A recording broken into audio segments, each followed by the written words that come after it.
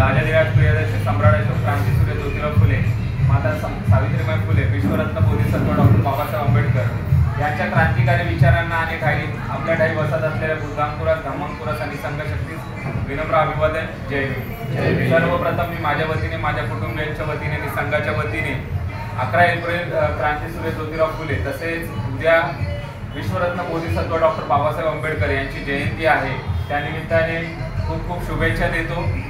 आपल्या विचारधारेमध्ये आपण कुठल्या काल्पनिक गोष्टींना मानत नाही आहे, तर महापुरुषांचेच दिवस, जन्मदिवस हे आपण सणासारखे साजरे करतो. उद्या डॉक्टर बाबासाहेब आंबेडकर म्हणतात की शाहू महाराजांचा जन्मदिवस हा सणासारखा साजरा केला पाहिजे. कुठलेच महापुरुष बोलत नाही की माझी जयंती आहे किंवा माझा जन्मदिवस साजरा करा.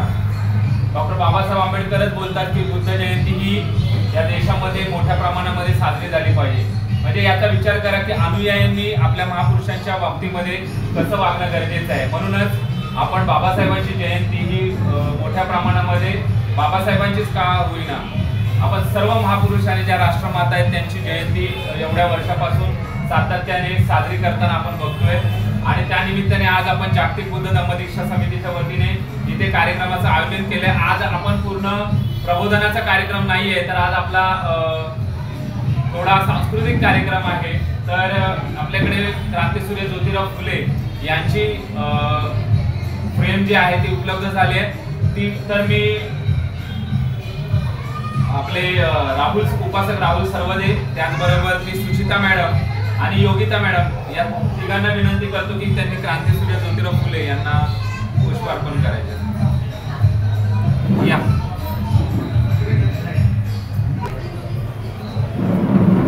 खाली ठेवा, फुलं खाली ठेवा.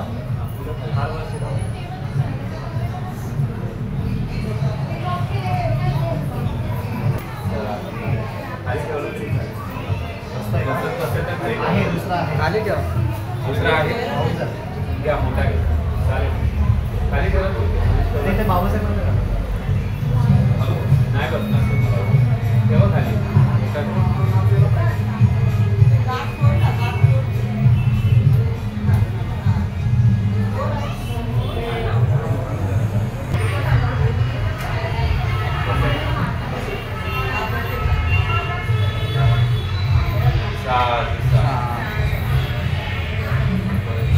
एकत्र आज विहारामध्ये आल्यावरती सर्वजण अतिशय सुंदर दिसत आहेत.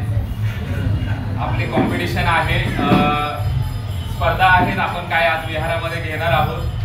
जागेची उपलब्धता नाही आहे आणि आपले जे विनर आहेत त्यांचं नाव आपण ग्रुपवरती जाहीर करणार आहोत. आणि 16 तारखेला मंगळवारी आपण पुन्हा भेटणार आहोत. आपण माहिती आहे की 16 तारखेला 16 एप्रिलला कुणाची जयंती आहे? सम्राट अशोक यांची जयंती आपण विहारात साजरी करणार आहोत मंगळवारी. तरी पुन्हा आपण 16 तारखेला येणार आहोत, त्या दिवशी आपण प्रबोधनाचा कार्यक्रम ठेवणार आहोत. आज आपण पूर्णतः प्रबोधन कमी आणि जास्ती स्पर्धेचं आयोजन करणार आहोत. थोडा वेळ झाला, नेहमीप्रमाणेच आपण जरा आपल्या सणाच्या बाबतीमध्ये फारच उदासीन आहोत. मुहूर्त नावाची परंपरा असते तेव्हा बरोबर माणूस टायमावर येतो, परंतु आपल्याकडे विचारधारा जास्त होते की काय असंच थोडंसं वाटतं की जर 6चा टाक दिला तर 9लाच आपण कार्यक्रम सुरुवात होते. तर त्या बाबतीमध्ये मी सुरुवातीला क्षमस्व आहे, फार लांबून लोक आलेले आहेत विरारवरून, तर बाकीच्यांनी पण याचं भान ठेवणं गरजेचं आहे फार. तर मी पुन्हा एकदा दिरंगाई व्यक्त करतो आणि कार्यक्रमाची सुरुवात करण्या अगोदर थोडंसं 5 मिनिटं मी आपलं काही संघाच्या बाबतीमध्ये मत प्रदर्शित करतोय की एक लक्षात घ्या, कार्यक्रम हा जागतिक बुद्ध धम्मदीक्षा समितीच्या वतीने नेहमीच सांस्कृतिक कार्यक्रमावरती भर दिलेली आहे. बौद्ध समाजामध्ये सांस्कृतिक डेव्हलपमेंट जो आहे, जर आपण बघतो की ज्यांनी आपल्यावरती प्रतिक्रांती केली त्या प्रतिक्रांतीवाद्यांनी नेहमीच कल्चरला महत्त्व दिलेलं आहे, संस्कृतीला महत्त्व दिलेली आहे. म्हणजे आपल्याला सांगायला नको की कॅलेंडरमध्येच बरोबर ते कॅलेंडर जसं पानं पलटी होतात तसं बरोबर संस्कृती त्यांची काय केली जाते, राबवली जाते. परंतु बौद्ध, आपण एकेकाने म्हणतो की इथे 1250 वर्ष बौद्ध धर्म होता, तर एवढ्या वर्ष या देशामध्ये बौद्ध धर्म होता, तर ते सांस्कृतिक वारसा गेला कुठे? हा सांस्कृतिक वारसा गेला कुठे? तर हा सांस्कृतिक वारसा काय केला गेला, दूषित करण्यात आला, तो साफ करण्याचं काम जागतिक बुद्ध धम्म दीक्षा समितीच्या वतीने होतंय. आज बहुतांश संघटना आहेत त्या आपला इतिहास जुना जो आहे तो पुन्हा ते साफ करून नवीन पद्धतीने आपल्या समोर देत आहेत. त्यामुळेच का होईना बऱ्याच वर्ष अगोदर पासून सम्राट अशोक जयंती आम्ही साजरी करत होतो, परंतु लोकांना आता ठाम कळालेलं आहे लेण्यांच्या अभ्यासातून, भाषेच्या अभ्यासातून की चैत्र शुक्ल अष्टमी ही सम्राट अशोकांची तिथी आहे, त्यानुसार आपण करतो. आता तिथीनुसार काय करतो हे आपण 1000 वेळा सांगितलेलं आहे याच विहारामध्ये, त्या दिवशी पण मी समजून सांगेन. परंतु सम्राट अशोकांची जयंती आपण करतोय, त्यामुळे आजचा बौद्ध जो समाज आहे हा सांस्कृतिक पूस जो आहे तो बदलत आहे. आज आपल्याला आपला सांस्कृतिक वारसा कळत आहे. सांस्कृतिक कार्यक्रम ह्याच्यासाठी की दिवसभर भाषण ठोकून कधी डेव्हलपमेंट होत नाही किंवा प्रतिक्रांती होत नाही. प्रत्येक क्षेत्रामध्ये आपल्याला काय करावं लागेल, क्रांती करावी लागेल. शिक्षणात क्रांती करावी लागेल, प्रत्येक विंग मध्ये आपल्याला क्रांती करावी लागेल आणि त्यामध्ये सांस्कृतिक विंग जो आहे तो फार महत्त्वाचा आहे. आमच्या मुलांना बुद्ध धम्म आणि संघ आणि बाबासाहेबांच्या विचारधारा, महापुरुषांच्या विचारधारा समजल्यावरती त्यांना कोणता सांस्कृतिक वारसा दिला पाहिजे, कोणता सांस्कृतिक, त्याच्यासाठी आपल्याला असे कार्यक्रम आयोजन करावे लागतात. आम्ही मुद्दामूनच तुमच्यामध्ये एक उत्साह असला पाहिजे, कारण आपल्यामध्ये बघतो की एखादा हिंदू धर्म परंपरेत किंवा ख्रिश्चन धर्म मध्ये असेल किंवा मुस्लिम असेल आणि तो कन्वर्ट झाला बौद्ध धर्मामध्ये, तर तिथे एकदा तो बौद्ध धर्मात आला, विचारधारा गेल्यानंतर घरामध्ये सांस्कृतिक वारसा जपण्यासाठी फार निरुत्साह वातावरण असतं. दिवाळी करायच्या अगोदर होतो तेव्हा 1 महिना अगोदर आम्हाला कळायची दिवाळी आहे म्हणून, पण आमचं काय करायचं म्हटलं आता बौद्ध धर्मातलं तर आपल्यामध्ये सकाळपासूनच चेहऱ्यावरती फार निरुत्साह दिसतो. तर तसं वातावरण झालं नाही पाहिजे. आपण सगळ्यांनी आपल्या घरामध्ये बौद्ध कल्चर, त्याचे सांस्कृतिक वारसा आणि आपल्या महापुरुषांच्या जयंत्या ताकदीने गेल्या पाहिजे, नाहीतर हे लहान मुलं आपल्या सोडून पळत्याकडे जाणार आहे. त्याच्यामुळे आपल्याला जर हे एकत्र येतोय, कशासाठी येतोय, एकत्र छोटे छोटे समूह मिळूनच मोठा समाज तयार होतो. तुम्ही जर आता बीट टाकली तर येणाऱ्या काळामध्ये इमारत बनणार आहे.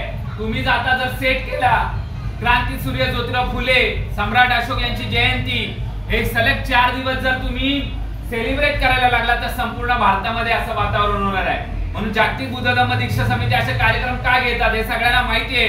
20 वर्षापासून आपण गुरु शिष्य जयंती निमित्त सांस्कृतिक कार्यक्रम घेतो आणि हीच मुलं शाळा आणि कॉलेजेस मध्ये जाऊन चांगल्या पद्धतीने परफॉर्म करतात. नव्हे तो आपल्यामध्ये एक उदाहरण सांगतो, 92% मार्क्स मिळालेला व्यक्ती इंजिनियर झालाय, कॉलेजमध्ये टॉप केले. त्यांच्या इंजिनिअरिंग मध्ये कल्चर डेव्हलपमेंटच्या कार्यक्रमामध्ये डॉक्टर बाबासाहेब आंबेडकर आणि छत्रपती शिवाजी महाराजांचं त्याने गाणं म्हटलं तिथे इंजिनिअरिंगच्या कॉलेजमध्ये. आपण भलतच बोलतो डोंगराची आई किंवा असं अमके तमके, पण त्याने मूळ जो आपला जो विहारातला जो वारसा आहे तो तिथे दाखवला. आणि इंजिनिअरिंगचे जेवढे लोक होते त्यामध्ये सगळ्यांनी एकच राजे, माहिती ना 2च राजे इथे गाजले, हे गाणं त्याने घेतलं. त्यामुळे आपल्याला अशी मुलं तयार करायची आहेत, नाहीतर बंपक मुलं तयार करायची नाही. त्यामुळे आपल्याला असे कार्यक्रम राबवणं फार गरजेचं आहे आणि याची सुरुवात आपल्या घरामधूनच करायला पाहिजे. आपल्या घरामध्ये 2 लोक येतात, 3 लोक येतात आणि 3 लोक घरात गेल्यावर काय आलाय विहारातून आणि काय असे प्रॉब्लेम्स फेस करावे लागतात. त्यामुळे आपल्याला आपल्या घरातल्या लोकांना पण इथे कुटुंबामध्ये आणायला याच्यासाठी सांगितलं की त्यांना बघायला पाहिजे विहारामध्ये येऊन काय वातावरण असतं. आणि सगळ्यांनी विहारात कुटुंब आलं तर त्या घरामध्ये सगळ्यांच्या डोक्यामध्ये प्रकाश पडून एका विचाराने लोक जातात, नाहीतर 10 ठिकाणी 10 तोंड गेल्यामुळे प्रॉब्लेम घरामधून सुरुवात होतो. त्यामुळे आपल्याला हे लक्षात घेणं गरजेचं आहे, आपल्याला सांस्कृतिक कल्चर डेव्हलपमेंट करण्यासाठी फार महत्त्वाची भूमिका बजावावी लागेल. तर आज आपण इथे काहीतरी सांस्कृतिक कार्यक्रम घेणार आहोत महिलांसाठी आणि पुरुषांसाठी. सगळे रेडी आहात का? हो. जोश नाही दिसत आहे. आवड आहे का? ठीक आहे. आपली पहिली स्पर्धा जी तुम्हा सर्वांना आपल्याला आवडणार आहे त्यानुसार कबीर पण तयार आहे. तर फुलस्केप सर्वांना वाटायचे आहेत पटापट आणि